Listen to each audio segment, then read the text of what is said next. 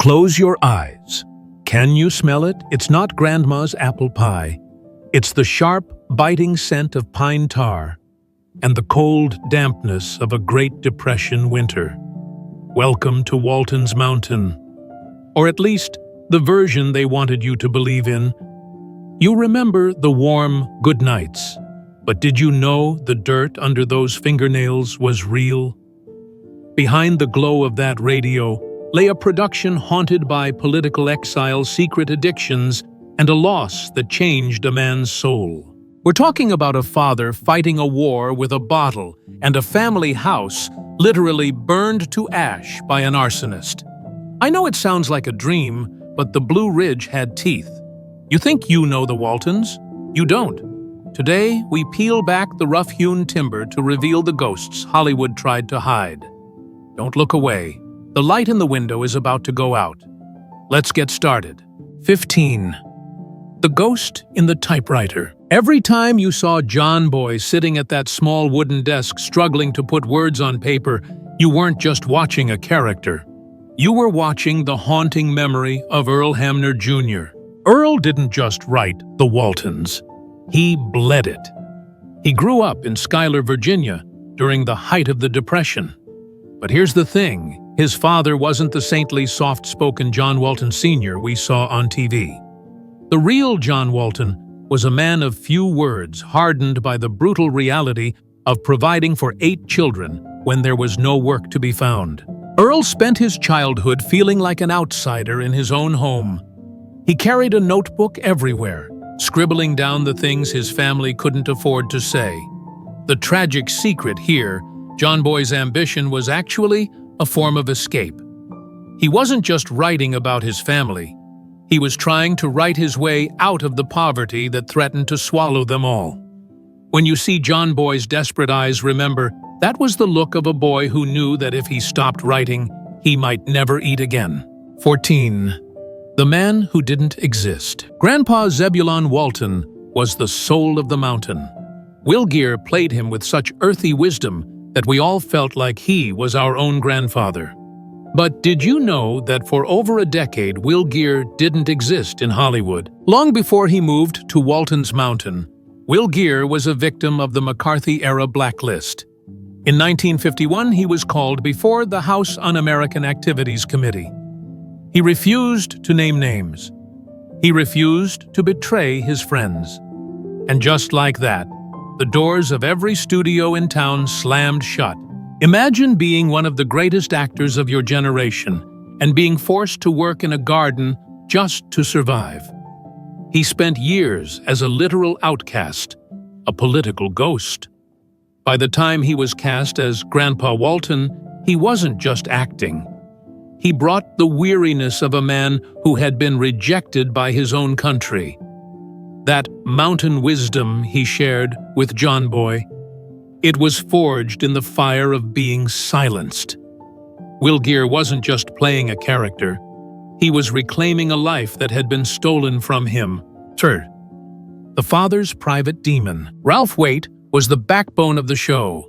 John Walton Sr. was the moral compass of America. But here is something they never whispered. In the promotional interviews, Ralph Waite was fighting for his life every single day on that set. In the early seasons of The Waltons, Ralph was a high-functioning alcoholic. I know it sounds impossible, right?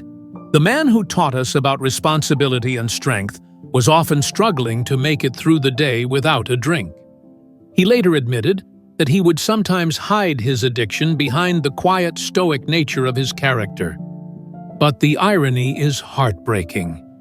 The wholesome atmosphere of the show, the love of the cast, and the purity of the stories is actually what saved him. He said that he felt like a fraud playing such a good man while being so broken inside. He used that guilt to fuel his performance, and eventually he used it to get sober. When John Walton Sr. looks at his children with that deep, soulful pride, that's not just acting. That's a man who found his redemption on a Hollywood soundstage. 12. The empty chair at the table. If you want to know why Ralph Waite's performance often felt so heavy, so filled with a lingering sadness you have to look at the tragedy that happened before the cameras even started rolling. In 1964, years before the Waltons, Ralph lost his eldest daughter, Sharon, to leukemia. She was only 9 years old. Can you even picture that a father devastated by the most unnatural loss a human can endure, being asked to play the ultimate TV dad? Every time he had to comfort Mary Ellen or tuck in Elizabeth, he was staring into the face of his own grief. There is a specific kind of tenderness in John Walton's hands when he touches his children, a softness that comes from knowing exactly how fast a child can be taken away. The show gave him a family of 7 children, but for Ralph, there was always an empty chair at the table that the audience could never see. 11. A Christmas Without a Family. Before the series became a hit, there was the 1971 television movie, The Homecoming: A Christmas Story. It's a holiday classic now, but at the time, CBS thought it was a death sentence. The network executives hated the idea. They said, "Who wants to watch a show about poor people during the Depression? It's too depressing." They didn't even use the actors we came to love. Patricia Neal played the mother instead of Michael Learned. The production was rushed. The budget was tiny, and the atmosphere was cold. They filmed it in the middle of a California heat wave with the actors wearing heavy wool coats and fake snow made of soap flakes. The secret struggle here was the fear that they were making something that nobody wanted. But when it aired, something happened. America, caught in the middle of the Vietnam War and social unrest, saw itself in those poor people. They saw a family that didn't need money to be rich. The show was saved by the audience, but for the cast, that first pilot felt like a desperate last stand for a style of storytelling that Hollywood was trying to kill. 10. The Silence of Grandma Walton. Grandma Esther Walton was the fire and the grit of the mountain. Ellen Corby played her with a sharp tongue and a heart of gold. But in 1976, the fire almost went out. Ellen suffered a massive stroke that left her partially paralyzed and most devastatingly unable to speak. In the brutal world of television, this usually means a character is written out, sent away to a rest home, or killed off screen. But the creators of the Waltons did something different, something human. They brought her back. Imagine the courage it took for Ellen Corby to step back onto that set, knowing she could no longer deliver those sharp, witty lines. Her struggle on screen wasn't acting. It was a real-life battle for her dignity. When you see Grandpa Zebulon looking at her with that heartbreaking tenderness, and Esther struggling to form a single word, usually just Zeb, that was raw, unvarnished reality. It wasn't just a story about a stroke, it was a testament to a woman who refused to be silenced even when her body betrayed her. 9. The Recipe for Loneliness. Everyone loved the Baldwin sisters, Miss Mamie and Miss Emily. They were the eccentrics of the mountain, famously known for their Papa's recipe, which we all know was just a polite Southern way of saying moonshine. But here's the thing, it feels a little unsettling when you think about it. The Baldwin sisters were based on 2 real women Earl Hamner knew in Virginia. In the show, their eccentricity is charming. In reality, it was a mask for deep, crushing loneliness. They were the ghosts of the Victorian era, trapped in a world that was moving too fast for them. They spent their lives waiting for a suitor, Ashley Longworth, who never truly came back for them. When you see them in their dusty parlor, surrounded by lace and memories, you're looking at the tragedy of the lost South. They weren't just funny old ladies. They were a reminder of what happens when time forgets you, and all you have left is a recipe to numb the pain of a life half-lived. 8.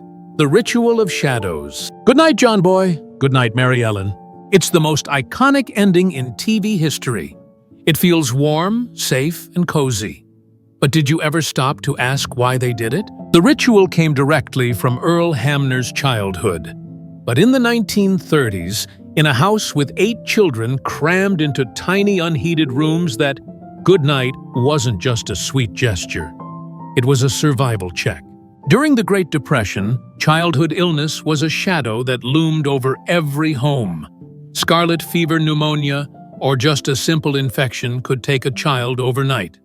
When they called out to each other in the dark, they were confirming that everyone was still breathing. They were reaching out through the cold and the poverty to make sure the family was still whole. What we hear as a peaceful closing was, in reality, a desperate attempt to keep the darkness at bay for one more night. 7. The Ma Walton Mask. Michael Learned played Olivia Walton, the ultimate anchor of the family. She was the picture of maternal strength and calm. But behind that calm face, Michael was living through a private nightmare. During the first few seasons, Michael was going through a messy, painful divorce.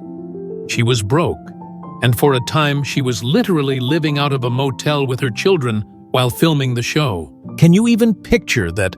She would spend 14 hours a day on a set that represented the perfect American family, baking bread, comforting her TV kids, and smiling at her TV husband. And then she would drive back to a lonely motel room, wondering how her own life had fallen apart. She said later that she felt like a fraud. She was playing the mother every child wanted while feeling like she was failing her own. That Ma Walton mask was heavy, and if you look closely at her eyes in the early episodes, you can see the exhaustion of a woman who was holding it all together with a thread. 6. The mountain made of plywood. We all feel like we could find Walton's mountain on a map. We can almost feel the fresh mountain air and hear the wind in the Virginia pines. But if you were to stand on that set in 1974, the smell wouldn't be pine. It would be hot asphalt and smog. The Blue Ridge Mountains were actually located at the Warner Brothers Ranch in Burbank, California. The house was a hollow shell. The mountain behind it was a small hill covered in planted trees and plywood facades to make it look taller. And the fresh air, that was a mix of Hollywood dust and exhaust from the nearby freeway. To make it even weirder, they often filmed winter scenes in the middle of 100-degree California heat waves. The actors would be draped in heavy wool coats, sweat pouring down their backs, pretending to shiver in the Blue Ridge snow. It was a sensory deception, a masterpiece of fakery that sold us a dream of nature, while the actors were actually suffocating in a concrete jungle. 5. The death of a patriarch. In 1978, a heavy silence fell over Walton's mountain. Will Geer, the man who gave us the mischievous, wise, and fiercely loving Grandpa Zeb, passed away at the age of 76. But here's where the line between fiction and reality completely blurred. The producers didn't replace him. They didn't make up a story about him visiting relatives. They decided to let the family and the audience grieve.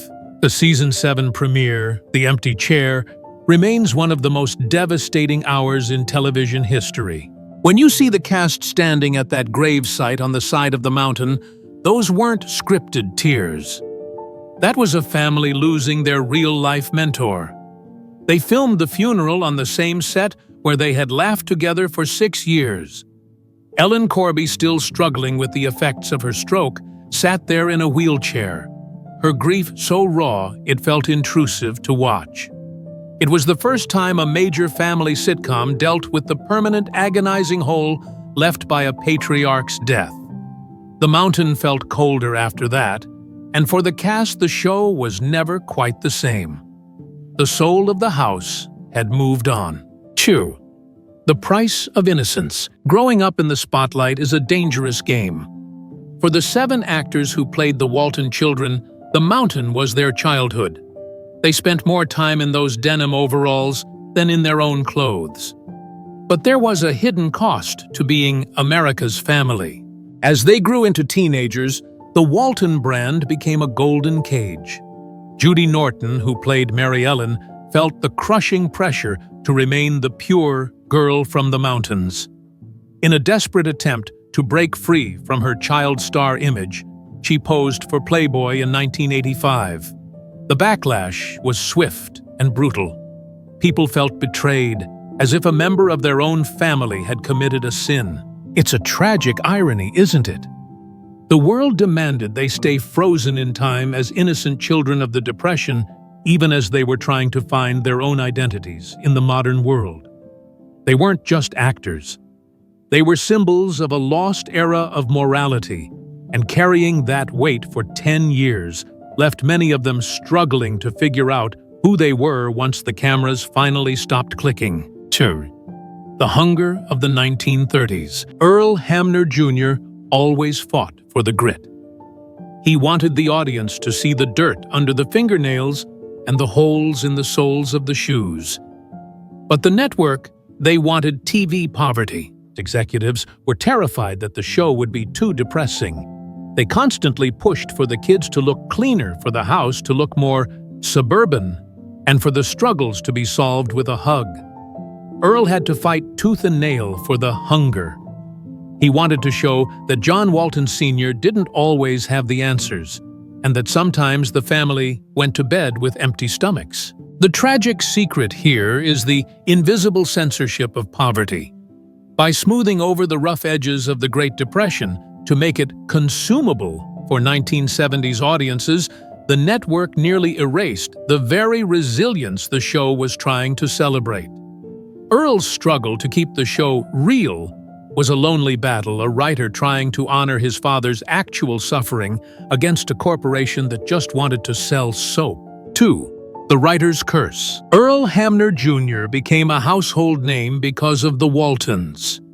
He was the voice of the show, the man who gave us those poetic narrations at the beginning and end of every episode. But being the creator of a perfect legacy is a double-edged sword. For the rest of his life, Earl was haunted by the mountain. No matter what else he wrote, even the wildly successful Falcon Crest, he was always the man who created John Boy. He lived under the shadow of his own nostalgia. He spent decades answering letters from people who wished their fathers were like John Walton, or that their lives were as simple as life in Schuyler, Virginia. He once admitted that the pressure to live up to the image of the perfect family he had created was exhausting. He had turned his own life, his own flaws, and his own family's struggles into a myth. And once a myth is born, the creator no longer owns it. He was a prisoner of his own memories, forever tied to a version of his childhood that was in many ways better than the reality he had actually lived. 1.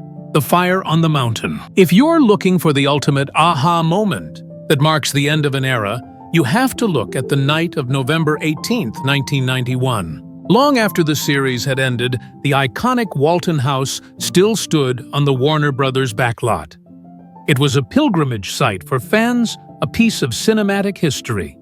But that night, an arsonist crept onto the lot and set the house on fire. By the time the fire department arrived, the timber frame, the same one we saw being built in the show's lore, was an inferno. The house didn't just burn, it vanished. The heart of the mountain was reduced to a pile of gray ash and charred plywood. When the cast heard the news, they didn't just feel like they had lost a set. They felt like they had lost their childhood home. It was a final violent end to the dream. A reminder that even the most enduring legends are made of fragile things. Today, a new version of the house stands there for tourists, but it's just a ghost. The real house, the one filled with the sweat of Ralph Waite and the laughter of Will Geer, is gone with the wind. The mountain is quiet now, and the light in that window has finally gone out. So here we are, at the end of the road. We've looked behind the pine trees and found the shadows. We've seen the father who fought the bottle, the grandfather who fought the blacklist, and the mother who fought her own isolation. Does knowing these secrets change the way you look at the Waltons? For me, it only makes them more beautiful, because perfection isn't real. Real love isn't found in a clean house with plenty of food. It's found in the struggle. It's found in the people who show up for work with broken ribs or broken hearts and still manage to say good night with a smile. The Waltons weren't a perfect family. They were a surviving family. And maybe that's why we still miss them. In a world that feels increasingly loud and divided, we are all just looking for that light in the window, a sign that someone is waiting up for us, and that no matter how dark the night gets, we aren't alone. What's your favorite memory of the mountain? Is there a secret you remember that we missed? Let us know in the comments. Let's keep the conversation and the nostalgia alive. Until next time, good night, everyone.